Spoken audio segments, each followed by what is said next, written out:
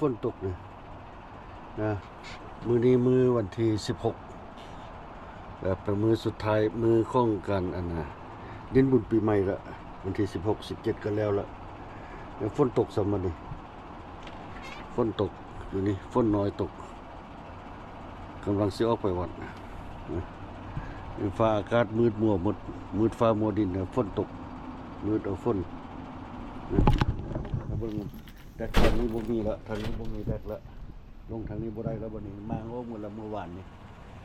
มางเมื่อวานนี้หมดละเพราะว่าสิเฮ็ดใหม่สิเฮ็ดแดดใหม่สิเฮ็ดแดดนี่ตัดแต่ประตูนี่แหละเข้าไปเอาขั้นไดมาใส่ทางนี้บัดนี้ขึ้นขั้นไดทางนี้บัดนี้นะเฮ็ดแดดใหม่ก่อนโอเคดังบ้านก็ล้อรถท่องล้อรถล้อยางรถ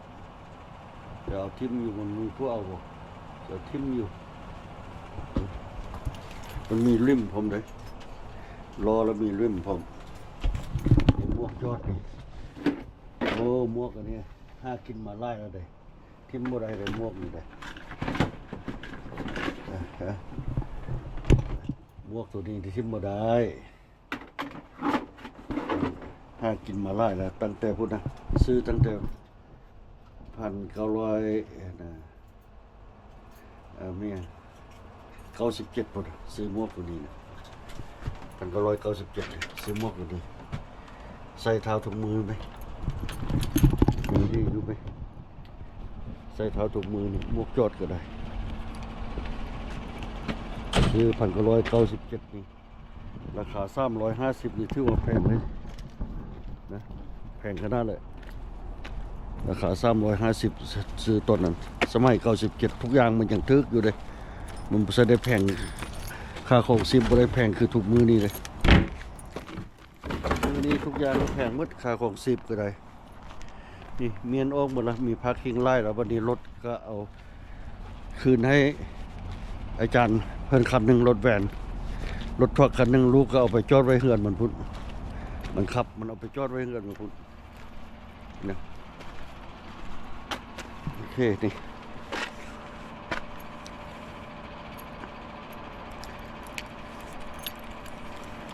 เดี๋ยวจะได้ใช้งานแล้วเทเลอร์นี่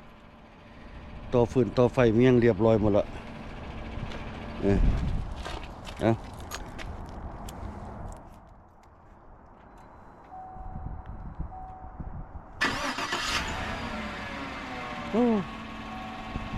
เสียดแดกใหม่เอาคักกว่าเก่าบนนี้เอาแน่นหน้ากว่าเก่าใหม่โอเคไปวัด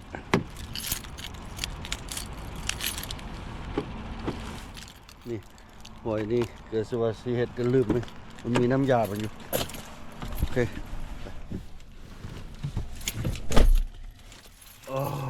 อุ่นเลยเพราะอากาศเย็นมีลมไหมอากาศเนี่ยมันมีลมมันเย็นเลยไปกำลังจะออกไปวัดนี่ลืมใส่ยาไหมโอเคไปวัดกันไปบังเกิดอยู่วัดมื้อนี้สิไปวัดเมาทันวิวพุ่นมื้อนี้ทุกวันพุธต้องไปวัดเมาทันวิวพุ่นวัดบอนว่าสิเฮ็ดร่างขายให้เพิ่นหมดเลยไปวัดเมาทันวิวพุ่นทุกวันพุธต้องไปวัดนั้นเพราะว่าป้าวรนาไว้ในนั้นมาลงพี่ทุกวันพุธอาทิตย์นึงลงคือนึงนะวัดนั้นนะโอเคไปช่วงนำพระก่อนเด้อ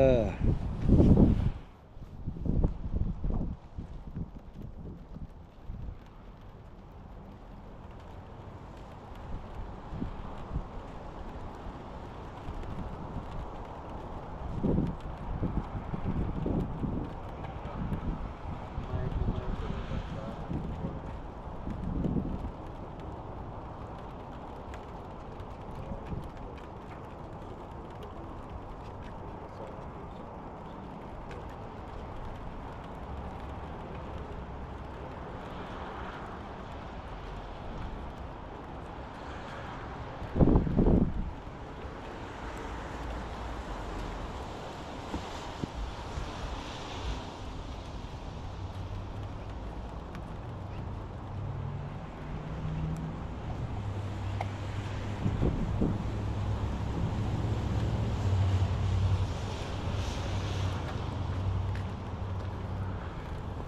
ี๋ยวคนส่งนำพระ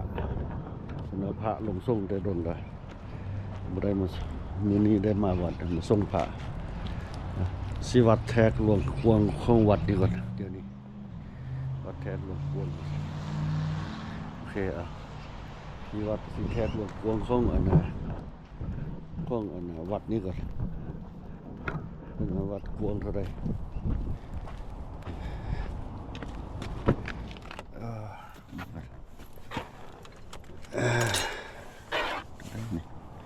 เทปนี้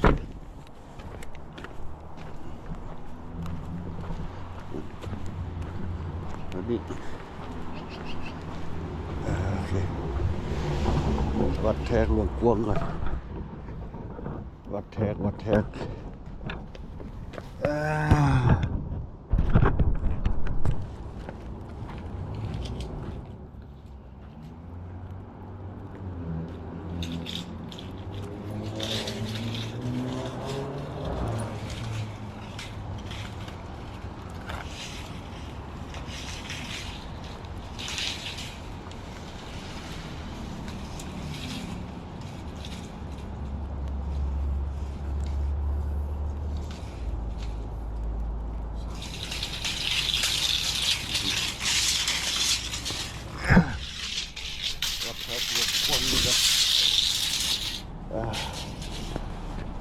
หลวงกวง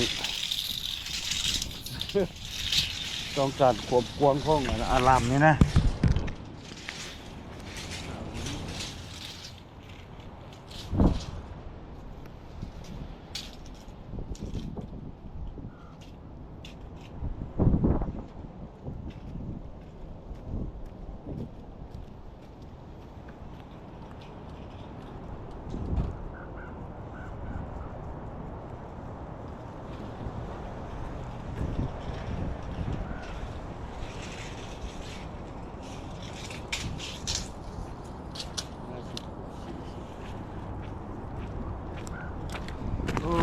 วงเติบได้ดิวัดนี่วงเติบเลย50 คูณ 50เลยสแกลสแควร์ไล่สแควร์เลย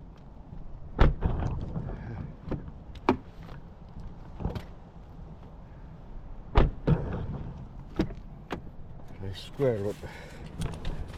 โอ้เนาะ